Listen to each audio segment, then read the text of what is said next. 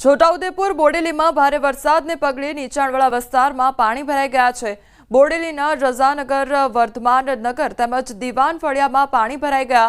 ભારે વરસાદને પગલે હરખલી કોતરમાં પૂર આવતા નીચાણવાળા વિસ્તારમાં પાણી ભરાઈ ગયા છે। તો સતત વરસાદ વરસવાને કારણે ઠેર ઠેર પાણી ભરાઈ જવાની સમસ્યા સર્જાઈ છે। લોકોના ઘરો સુધી પાણી પહોંચ્યા છે, જેના કારણે લોકોને હાલાકી વેઠવાનો વારો આવી રહ્યો છે। તો નીચાણવાળા વિસ્તારોને સતત એલર્ટ પણ કરવામાં આવી રહ્યા છે। બોડેલી નગર તેમજ વર્ધમાન નગરની આ તસવીરો સામે આવી છે અને હરખલી કોતરમાં પણ પૂરની પરિસ્થિતિ સર્જાઈ ગઈ છે।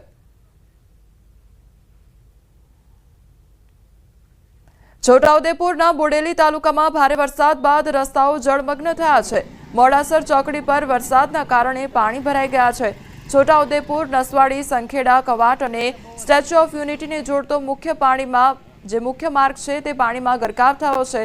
તો રસ્તા પર ઘૂંટણસમાં પાણી ભરાતા વાહન ચાલકો હેરાન પરેશાન થઈ રહ્યા છે। 3 વર્ષથી આ વિસ્તારોમાં વરસાદી પાણી ભરાવા છતાં તંત્ર દ્વારા પાણીના નિકાલની વ્યવસ્થા કરવામાં આવી નથી। તો સ્થાનિકોએ ગટર અને પાણીના યોગ્ય નિકાલની વ્યવસ્થા કરવા માંગ કરી છે। ઘૂંટણસમાં પાણી ભરાઈ ગયા છે અને બાઇકો અવર જવરમાં મુશ્કેલી પડે છે અને મોટા વાહનો પણ એમ થોડું તકલીફમાં ધોવાઈ ગયેલો છે। પાણીનો નિકાલનો પ્રશ્ન છે અને ગટરની વ્યવસ્થા કરવામાં આવે તો આ પ્રશ્ન કાયમ માટે સોલ્વ થઈ જાય। ખેડા મહીસાગર નદીમાં પાણીની ભરપૂર આવક થતા નદીનું રૌદ્ર સ્વરૂપ જોવા મળ્યું છે।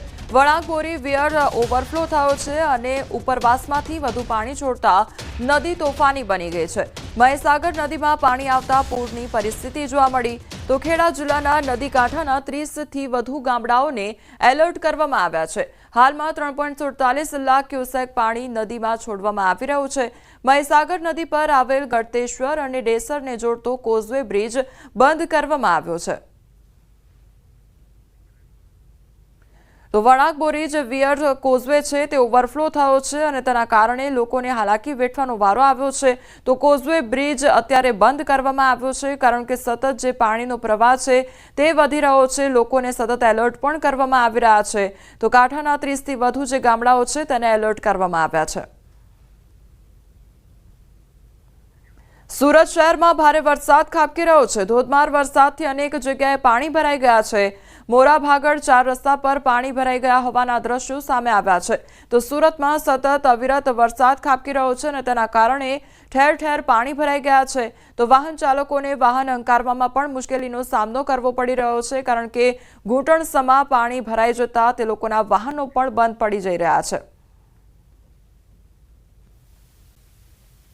હવામાન વિભાગની આગાહી વચ્ચે ગઈકાલે મોડી રાત્રે શરૂ થયેલા વરસાદે સવાર સુધી ધમાકેદાર બેટિંગ કરી છે, જેને લઈને સુરતના નીચાણવાળા વિસ્તારોમાં પાણી ભરાવાની સમસ્યા સામે આવી રહી છે। દ્રશ્ય જોઈ શકાય છે, સુરતથી ઓલપાડને જોડતો જે રોડ છે ત્યાં મોરા ભાગળ 4 રસ્તા પર જે પ્રકારે પાણી ભરાયા છે તેને લઈને ટ્રાફિકના વાહન વ્યવહારમાં અસર થઈ રહી છે। જો કે વરસાદ વિરામ લેતા ધીરે ધીરે પાણી હવે ઓસરી રહ્યા છે, પણ જે રીતે આખી રાત વરસાદે ધમાકેદાર બેટિંગ કરી છે જેને લઈને સતત પાણી સુરત શહેરના અલગ અલગ વિસ્તારોમાં ભરાયા હતા। વહેલી સવારે વરસાદને વિરામ લેતા પાણી ઓસરવાના શરૂ થયા છે, પણ પાણી જે રીતે ભરાયા છે એટલે કે ફરી એક વખત મહાનગરપાલિકાની પ્રી મોન્સૂનની કામગીરી અથવા તો પાણીના નિકાલની વ્યવસ્થા નિષ્ફળ નીવડી છે તે અહીંયાથી સાબિત થાય છે। તમામ લોકોને પાણી વચ્ચેથી પસાર થવાની નોબત આવી છે।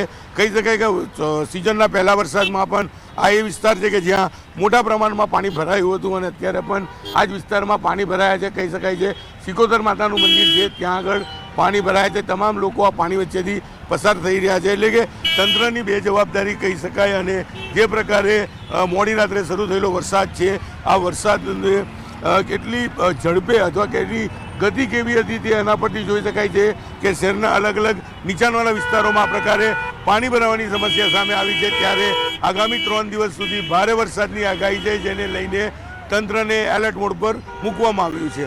કેમેરામેન જીગર ગુગલ